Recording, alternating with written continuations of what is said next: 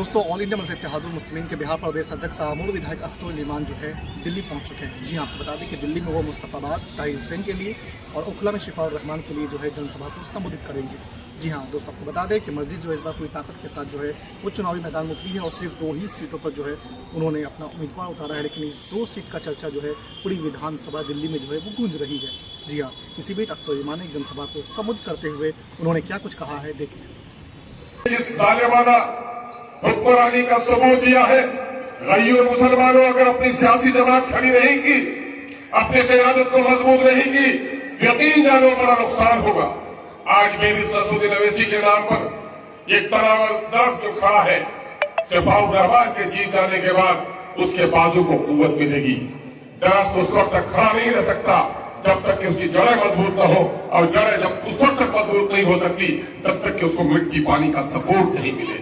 आज जब भी पार्लियामेंट की बहस होती है, मोदी के अय्यारी और मक्कारी के जुमले आपको मुतासिर नहीं करते, लेकिन जब बैरिस्टर अवैसी की डर भरी आवाज सुनते हो तो पूरा सीना फैल जाता है। चाहे किसी पार्टी का रहने वाला हो, कहता है ये मर्द हक तो हक की बात कर रहा है। अगर आप चाहते हैं कि बैरिस्टर अवैसी को ताकत मिली, जमहूरियत में रानी के घर में अब राजा जन्म नहीं लेता है, आपके और हमारे वोट में जन्म लेता है। इसलिए कहना पड़ेगा, जैसन जनता वैसन राजा, जैसन प्रजा वैसन राजा। शाहीन बाग के लोगों, अब आपको तय करना पड़ेगा कि कौन रहेगा, बीजेपी, मजहल की बीजेपी, नाकारे और खाइन लोग, या मिल्लत का वफादार गाजी आपका, वो आपके वोट का हकदार बनेगा। फैसला आपको करना है। यकीन जानिए, कदम पहले आप बढ़ा रहे हैं। आज अगर आपने सही फैसला किया तो आने वाले दिनों में भी आपके लिए सही फैसला होगा, वरना बुलडोजर भी आपके इमारतों की तरफ निशाना साधे हुए। कौसर साहिबा को कि मिल्लत के गैयूर जमात और गैयूर बेटी ने आज क्या कुर्बानी दी है, आप वोट लेना है, इससे कुर्बानी दी है। कुर्बान जाओ लोगों।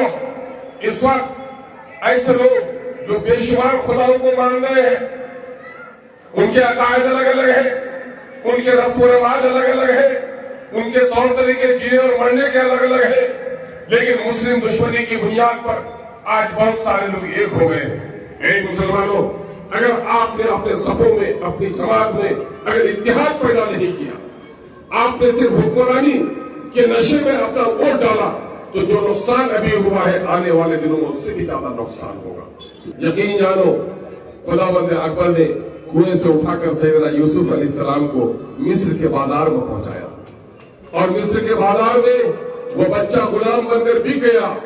वक्त आया कि कैद में डाला गया हजरत यूसुफ को, लेकिन ऊपर वाले के हाथ में कुएं से मौत करीब होती है, लेकिन कुएं से निकालकर जिस खुदा ने हजरत यूसुफ को अगर तख्त पर बैठा दिया है, आपका भी एक भाई आज सुन्नत यूसुफ ही यानी कैद की जिंदगी गुजार रहा है, उसको अगर इस तख्त पर बैठाना है, आपने अगर दुआ मांगी तो यकीनन अल्लाह आपकी दुआ को कबूल करेगा। हम आपसे गुजारिश करना चाहते हैं कि इस वक्त बिहार में आप देख लीजिए कि बिहार के जिस हिस्से में अपनी क़यादत खड़ी नहीं हो पाई या दलाल क़यादत खड़ी रही है, वह लोगों का नुकसान हुआ है। और यहाँ पर यह इलाका हिंदुस्तान का सबसे बड़ा शहर जो है वो पीएचडी नहीं है, वो डॉक्टरेट की डिग्रियां नहीं है।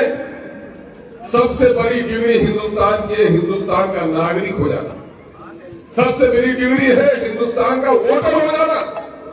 शाहीन बाग के लोग, आप हिंदुस्तान के नागरिक हो, और हिंदुस्तान के नागरिक ही नहीं हो, हिंदुस्तान का बादशाह कौन बनेगा, पार्लियामेंट में कौन बैठेगा, असेंबली में कौन जाएगा, उसका फैसला करने वाले भी हो।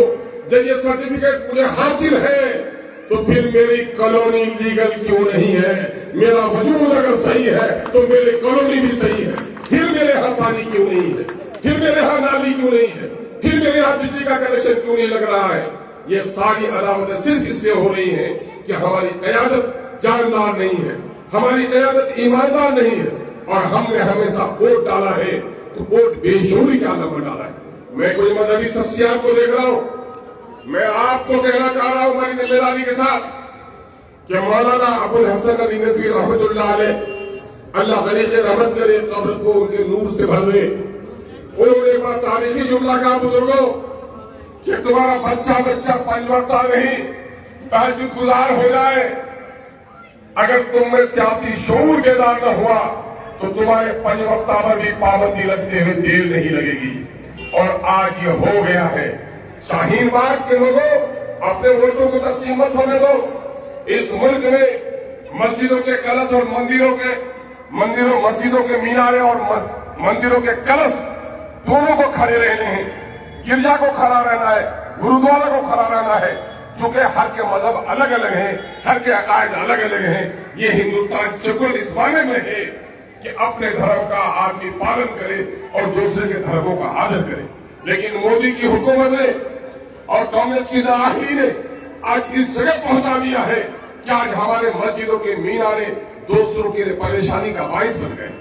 आज हमारे दीनदारों की टोपियां उछाली जा रही है, दालियां नोची जा रही है, बेटियों के नकाब फाड़े जा रहे हैं।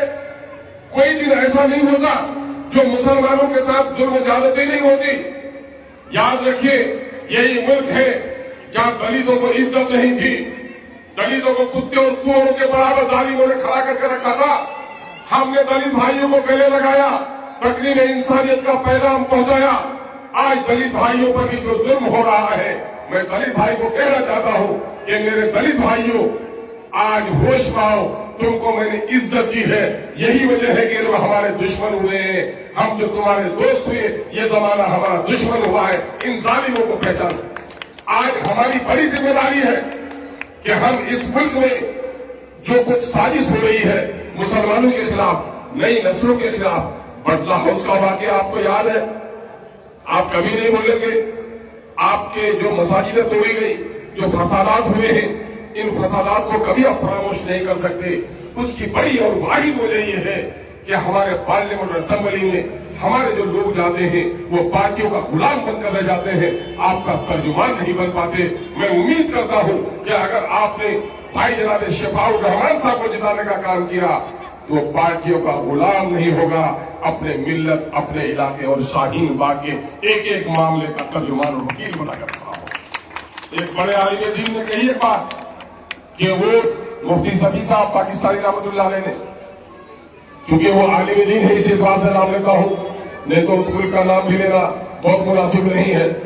उसने बात कही कि वोट नहीं है, वोट तुम्हारा एक मुनसिफाना फैसला है, ये जानबदारी का अमल है, यह अमानत की अदायगी का मसला है। वोट उसको दो जो उसका वो हकदार हो। दूसरा मामला यह है कि तुम जितने लोगों में, कितने उम्मीदवार है कुल यहां 14 उम्मीदवार आपके खड़े हैं, 14 की तस्वीर लटका दीजिए और ईमानदारी से अपने दिल पर हाथ रखकर फैसला कीजिए कि इस 14 में आपके वोट का हकदार कौन है।